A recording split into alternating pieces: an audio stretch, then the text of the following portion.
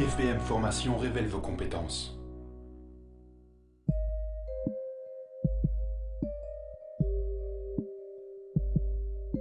Monsieur le Président, Mesdames, Messieurs les représentants des partenaires sociaux, de la CSC, de la FGTB, Mesdames, Messieurs les enseignants, Monsieur le Directeur Général, Mesdames, Mesdemoiselles, si, il y en a, Messieurs, vous dire le plaisir qui est le mien d'être ce matin avec vous, un plaisir qui m'a fait accepter cette invitation sans hésitation, la collaboration, et je dirais même plus le partenariat, entre les secteurs professionnels et l'enseignement est vraiment devenu aujourd'hui absolument indispensable.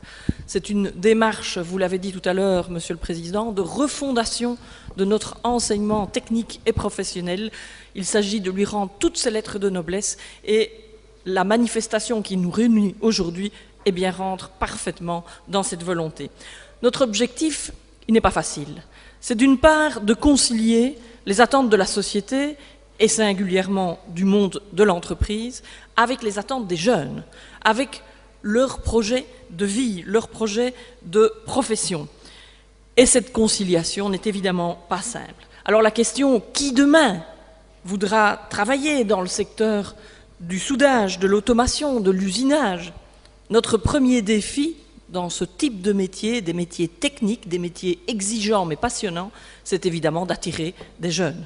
C'est évidemment de donner l'envie, le goût, la passion. Si vous êtes là aujourd'hui, c'est parce qu'il y a eu, à un moment donné, dans votre cursus, des enseignants, des coachs, des personnes qui vous ont donné l'envie de vous dépasser. Dans plusieurs bassins scolaires, il y a toute une série d'initiatives qui sont en train de se dérouler pour le moment pour promouvoir les métiers techniques et professionnels. Ce sont des salons, des visites, des activités diverses. Vous y avez contribué. On appelle les bassins scolaires, ce n'est pas tout à fait le terme qui sera utilisé, mais ils sont constitués pour que demain il y ait des bassins de vie, des pôles de synergie, et que le monde de l'entreprise et l'enseignement travaillent mieux ensemble, et que l'enseignement travaille aussi mieux ensemble entre lui. On en parle déjà. Il y a un fameux événement qui va se dérouler, et il se déroulera en Belgique en 2012, c'est l'Euroskills. L'Euroskills à Spa-Francorchamps. Ce sera vraiment l'occasion de mettre en valeur tous nos talents.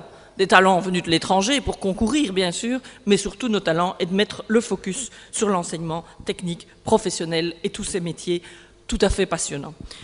Ensuite, le défi, c'est évidemment de donner à nos jeunes une excellente formation. Et ce n'est pas facile. Ce n'est pas facile. Pourquoi? Parce que ce sont des secteurs, vos secteurs, qui évoluent sans cesse. Il suffit d'ailleurs de visiter ce centre de compétences pour se rendre compte du changement constant auquel vous, les professionnels, et vous demain, les jeunes, déjà aujourd'hui, vous êtes confrontés. Alors que dire des enseignants qui, évidemment, vivent la formation au quotidien, mais ne vivent pas toujours au quotidien, immédiatement, ces changements technologiques. Nous avons la volonté aussi de les former, de les équiper, de les soutenir, les outiller au niveau pédagogique, mais les outiller aussi pour leur permettre de former les jeunes sur des outils qui correspondent aux outils d'aujourd'hui et de demain. Pour toutes ces raisons, à côté des centres de compétences soutenus par la région wallonne, eh bien, la communauté française a fait des efforts extrêmement importants.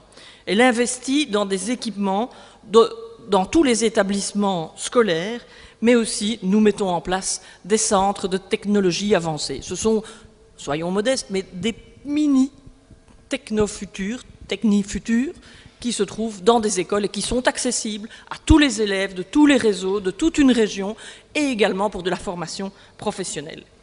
Et puis nos écoles, même aussi équipées sont-elles en train de devenir, ne peuvent pas refléter suffisamment les facettes des métiers. Nous avons besoin de lieux de stage, d'alternance. Il nous faut de l'excellence, où les technologies les plus avancées sont disponibles et où les experts sont des formateurs. Et ça, ce n'est évidemment pas possible sans collaboration, sans partenariat avec le monde de l'entreprise. Nous travaillons à dynamiser ces stages, que ce soit avec le gouvernement fédéral, régional, avec la communauté française, avec les secteurs. Nous voulons plus de stages, plus nombreux, plus efficaces pour plus de jeunes. Quant à l'alternance, nous cherchons aussi à la développer en simplifiant le paysage. C'est vrai que c'est un dossier difficile, mais nous nous y investissons à fond. Et puis surtout, il faut accompagner les jeunes sur le chemin de l'insertion professionnelle. Il n'y a pas le monde de l'enseignement, un jeune qui est un étudiant, et puis tout d'un coup, une césure avec le monde professionnel. Ces deux mondes, ce cursus, il doit être facilité pour que l'élève puisse facilement s'engager dans le monde professionnel. Et donc, la première expérience dans l'industrie, elle est très importante. Nous devons, les épreuves sectorielles que nous clôturons aujourd'hui, eh bien, c'est un très bel exemple de cette collaboration réussie, où chacun a gagné. Vos entreprises, car elles ont l'occasion de jeter un regard sur les compétences acquises par les jeunes parce qu'ils sont valorisés, ça compte vraiment pour eux, et les enseignants parce qu'ils peuvent prendre la mesure exacte des attentes des entreprises. Nous voulons développer de plus en plus une approche métier dans l'enseignement. C'est un tournant, ce n'est pas si facile à apprendre, parce qu'au-delà des métiers, il y a aussi toute une formation, la formation générale. Nous voulons former aussi des jeunes citoyens. Et puis, on l'a dit, c'est l'apprentissage tout au long de la vie. On apprend à l'école, mais une fois qu'on rentre dans un secteur, qu'on a un métier, on continue à se former. Tout au long de la vie, c'est comme ça que demain et aujourd'hui, nous pourrons rester performants. Nous voulons donc passer à un système, et j'ai souhaité lancer une expérience pilote qui va commencer en septembre dans 3 secteurs. Le vôtre n'est pas encore concerné, mais je sais qu'il y a déjà de l'intérêt. Une expérience pilote qui permettrait aux jeunes du 3e degré, ceux qui sont à la fin de leurs études dans l'enseignement obligatoire qualifiant, que l'on valorise plutôt la réussite que de sanctionner l'échec. Et que chaque fois que des acquis, des compétences sont maîtrisées, elles soient certifiées et validées. Alors, cette expérience démarrera en septembre et je pense que c'est aussi un élément fondamental pour motiver et éviter le décrochage des jeunes. Mesdames, Messieurs, je me réjouis de constater que les acteurs de l'enseignement et de la formation, ainsi que du secteur, travaillent ensemble, main dans la main.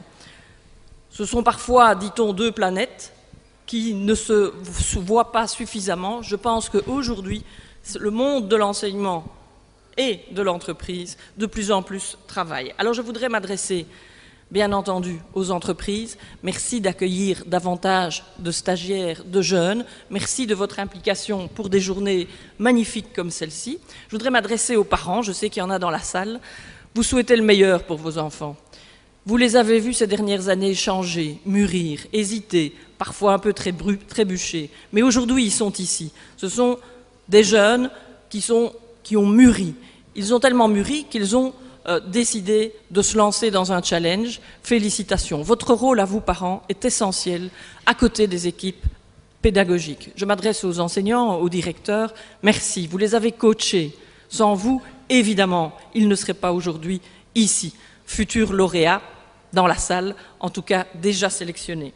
Et puis je m'adresse bien sûr à vous les jeunes. Je vous félicite, vous dire que je suis particulièrement fière de votre investissement.